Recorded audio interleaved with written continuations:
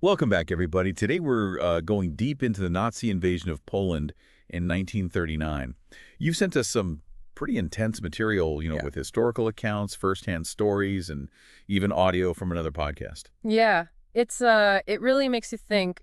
Reading about it is one thing, but to actually like feel what those people went through. Right. We got to go deeper than just dates and casualty figures to really get the human cost of this thing. Yeah, it's crazy how fast it went from like a small border fight to a whole continent at war.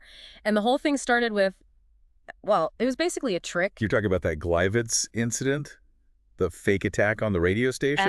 Yeah, Hitler used that as an excuse to invade. Wow, Hitler and the Nazis, they were masters of propaganda, right? Oh, absolutely. They were able Yeah. to just like twist things and control what people believed. Trees. They even like dressed up prisoners from concentration camps as Polish soldiers shot them and then said it was proof Poland attacked. Total lie, but it worked. Chilling. Deception and propaganda to justify an invasion. And this wasn't just about grabbing land, right? It was way worse. Right. Hitler had a much darker plan for Poland. Oh, yeah. It's all right there in his speech to his generals just before they invaded. He talked about wiping out Poland, annihilating it, depopulating it. He wanted to replace everyone with Germans. Wow. Not just conquest. This was racial cleansing, Yeah, genocide. exactly. Hard to believe anyone could be so cold-blooded. Yeah. Especially before the fighting even started. But even with all that, there were incredible acts of defiance. What about Westerplatte? Westerplatte, yeah. It's this tiny little peninsula guarding Danzig Harbor. It became like this symbol of Polish resistance. What happened? Just 200 soldiers held off the Germans for a whole week against constant attacks, dive bombers, artillery, everything. Wow. They knew they were outnumbered, but they just refused to surrender. A week against all that. That's incredible. It was a total David and Goliath story. Shows you the courage of those Polish soldiers. Not all the early battles ended so heroically, though. You're talking about the Danzig post office. Heartbreaking story. Yeah, totally different from Westerplatte. This wasn't even soldiers. It was the postal workers and their families defending the post office. How many? Maybe 50 people. With like hunting rifles and pistols, they held off the SS for hours. Wow. But they were overrun in the end. The accounts say the Germans pumped gasoline into the building and set it on fire. Burned alive or captured and executed. Yeah. Horrific. It was brutal, set the tone for the whole invasion. The Nazis had zero mercy, even for civilians. And then there's the Blitzkrieg, the Lightning War. Right. A whole new kind of warfare. Shockingly fast, devastatingly effective. It totally changed the way wars were fought. It was like nothing from World War I. Yeah. Imagine like coordinated tanks, dive bombers supporting them, just punching through enemy lines and sowing chaos. Wow. The Polish army was brave, but they just couldn't keep up. There's that famous image.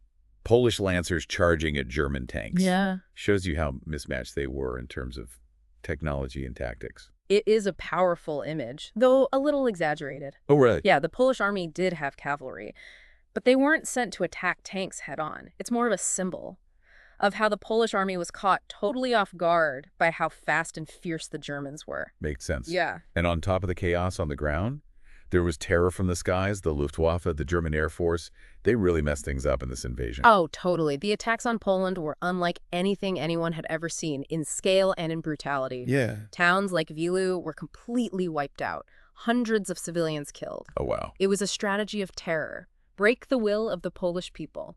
It's hard to even think about. We have accounts from journalists like Claire Hollingworth, who was there for the bombing of Wilu.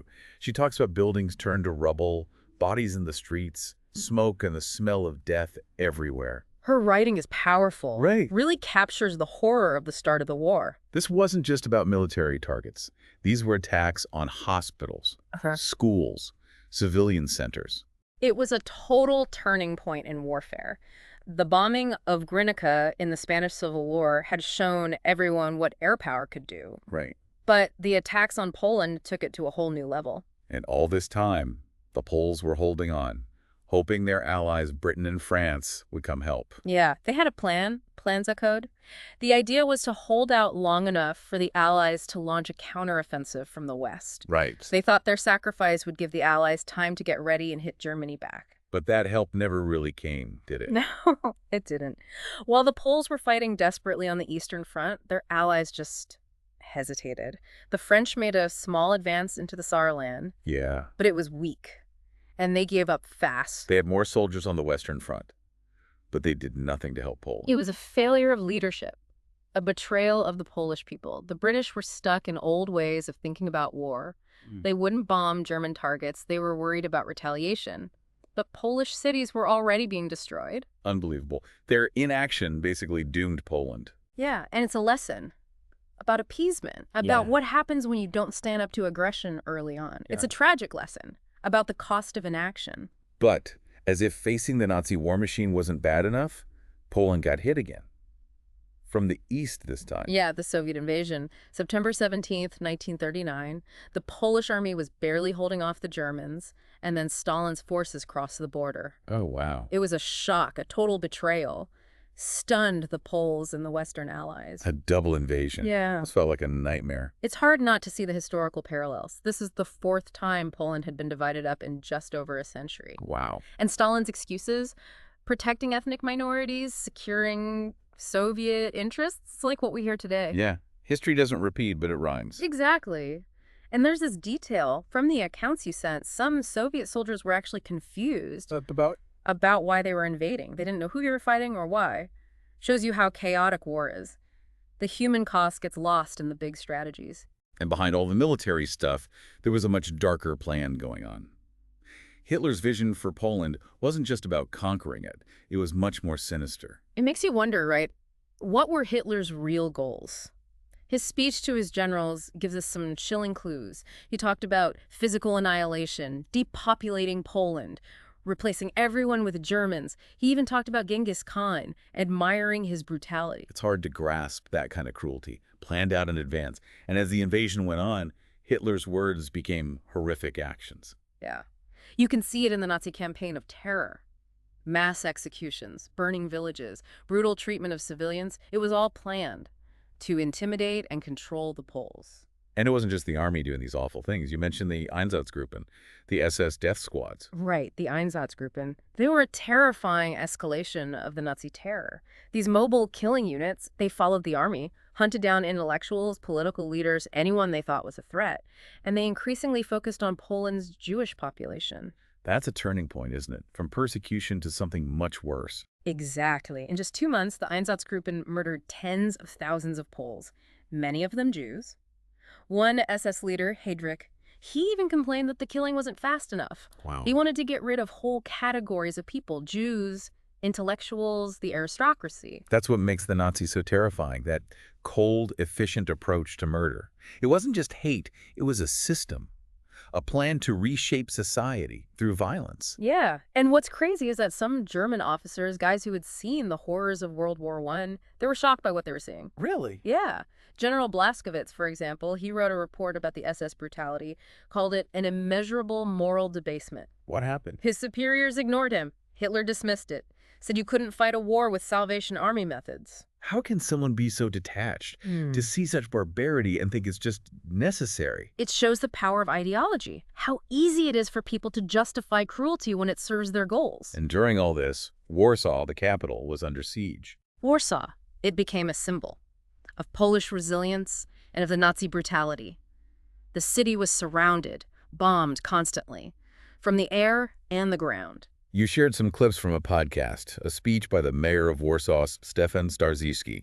His words, broadcast on the radio, were a beacon of hope in all the chaos. Starszycki's broadcasts, they became legendary. He rallied the people of Warsaw, urged them to resist. Even as the city was being destroyed around them, he talked about Warsaw's greatness and glory, even as he described the devastation. Knowing he was trying to inspire hope while facing impossible odds. It's heartbreaking. What was it like on the ground? Apocalyptic. The city was an inferno. Buildings collapsing, hospitals overwhelmed. The streets were full of rubble and bodies. General Sosabowski, he described it as the end of the world. And through it all, the people of Warsaw fought back. They did. They built barricades, dug anti-tank ditches, faced the German attack with incredible courage. They knew they couldn't win, but they wouldn't surrender without a fight. But it was a losing battle. On September 27th, after weeks of bombing, Warsaw surrendered. Yeah. And the aftermath was brutal, as you'd expect. Tens of thousands of Polish soldiers were captured, and the Nazis took their revenge on Warsaw's Jewish population, looting, beatings, rounding up families. The start of what would become a systematic extermination. A pattern that would repeat itself all over occupied Poland. Exactly. The Nazi plan for Poland wasn't just military defeat. It was about erasing Polish culture, breaking their spirit, and eliminating entire populations they saw as undesirable. And what about the rest of the country? After Warsaw fell, what happened to Poland? Poland as a nation ceased to exist. It was divided up between Germany and the Soviet Union, wiped off the map. Gone. The West was annexed directly into the Reich, and the eastern territories were absorbed into Soviet republics. The people who weren't killed or deported, what happened to them? Those in the German-occupied territories, they faced a terrible future. The Nazis set up a puppet state, the general government, ruled by Hans Frank, a ruthless man. And this general government became a testing ground for some of the worst Nazi policies. Exactly. We see them systematically destroying Polish institutions. Schools shut down, universities closed, libraries and museums looted. They wanted to erase Polish culture, language, even the names of towns and cities. Cultural genocide. Alongside the physical extermination, they were trying to erase Poland completely. Yeah. And that's where the truly dark part of Hitler's plan becomes clear. The general government became the center of the Holocaust, the site of some of the most notorious death camps. Treblinka, Majdanek, Sobibor. Millions of Jews would be murdered in these camps, along with countless Poles and others they considered undesirable. The scale of the brutality is just mind-boggling. You shared some details about life under Nazi occupation. Villages burned, random violence, a constant state of fear. Right. It's important to understand it wasn't just the big atrocities, it was the daily terror. A deliberate attempt to dehumanize and crush the Polish people. There was one small story that really got to me, about the boys in Gdynia who wouldn't betray their classmate. Yeah. That story shows you how cruel the Nazis were. These schoolboys, they refused to cooperate, so they were beaten, and 10 of them were executed. Their bodies left in front of the church as a warning. Wow. It's a tiny piece of a much larger tragedy, but it shows that even small acts of defiance were met with brutal punishment. And it's a testament to the Polish people that they continued to resist, even with all that horror. Absolutely. The Polish resistance was one of the biggest and most effective in occupied Europe. We'll talk about that another time. But for now, it's important to recognize the suffering inflicted on Poland. Yeah.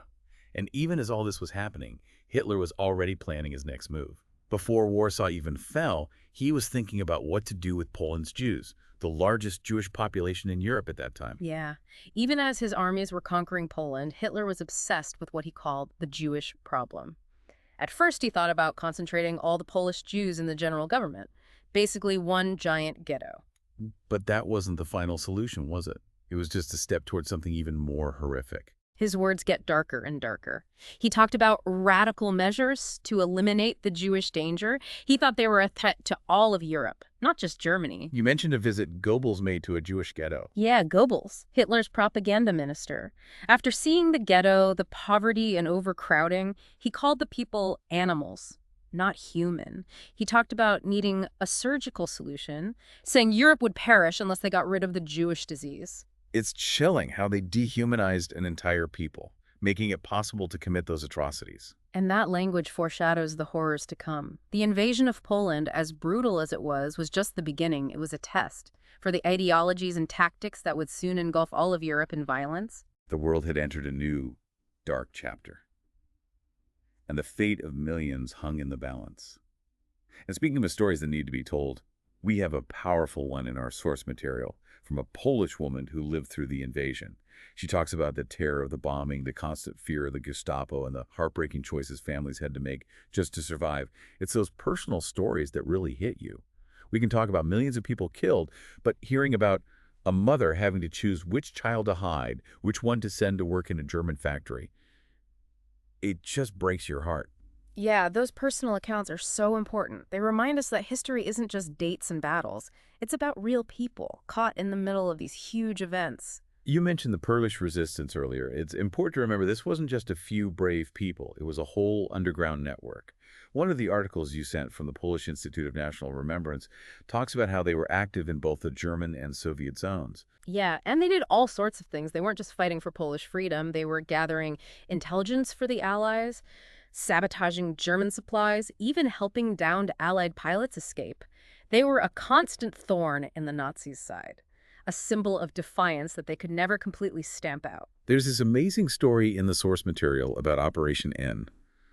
The resistance managed to feed the Germans false information for years. It sounds like a spy movie. It was a brilliant operation. Shows you how clever and brave they were. They knew the risks. Capture meant torture and probably death. But they kept fighting, kept resisting. They never gave up hope that Poland would be free again. It's inspiring, but also so sad. Knowing how the war turned out, how Poland ended up trapped behind the Iron Curtain after the war, it feels like a double betrayal. It is a complex and tragic legacy. Poland was stuck between two totalitarian regimes, victims of both the Nazis and the Soviets. They fought bravely, they suffered tremendously, but their sacrifices were often ignored during the Cold War. It just shows that the end of a war doesn't mean the end of suffering. The Polish people had to keep fighting for decades. Yeah. But their story also shows us that even when things seem hopeless, there's still hope. The human spirit, the will to fight tyranny and fight for freedom and dignity, that's something that can never be truly destroyed. This deep dive has taken us through some really dark parts of history, but it's also shown us amazing acts of courage and resilience. It's a story that needs to be told, a story that needs to be remembered. And it's a story that's still relevant today. We see echoes of these events in the conflicts we see around the world, the rise of authoritarianism, the persecution of minorities. The lessons of 1939 are as important as ever. So what can we do as individuals, as citizens of the world? How do we make sure the horrors of the past don't happen again? It starts with awareness, with education. By understanding the past, by recognizing the warning signs of intolerance and extremism, we can be more ready to face them in the present. And it takes courage, the willingness to stand up for what's right, to speak out against injustice, even when it's hard, even when it's dangerous. This deep dive has been a powerful reminder that history isn't just something we read about in books. It shapes our present and our future. And by engaging with history, by really thinking about its complexities and contradictions, we can learn a lot about what it means to be human, about the things that drive conflict and cooperation, and about the potential for both great good and great evil that we all have inside us. It's been a journey into a dark part of history, but also a testament to the strength of the human spirit. It reminds us that even in the face of unimaginable suffering, hope can survive, and that even the smallest acts of courage can make a difference. We hope you'll keep exploring this history, learn more about the people who lived through these times, think about how their stories can inspire us to build a better world, more just, more compassionate. And if you found this deep dive interesting, please subscribe to our channel for more explorations of history and current events.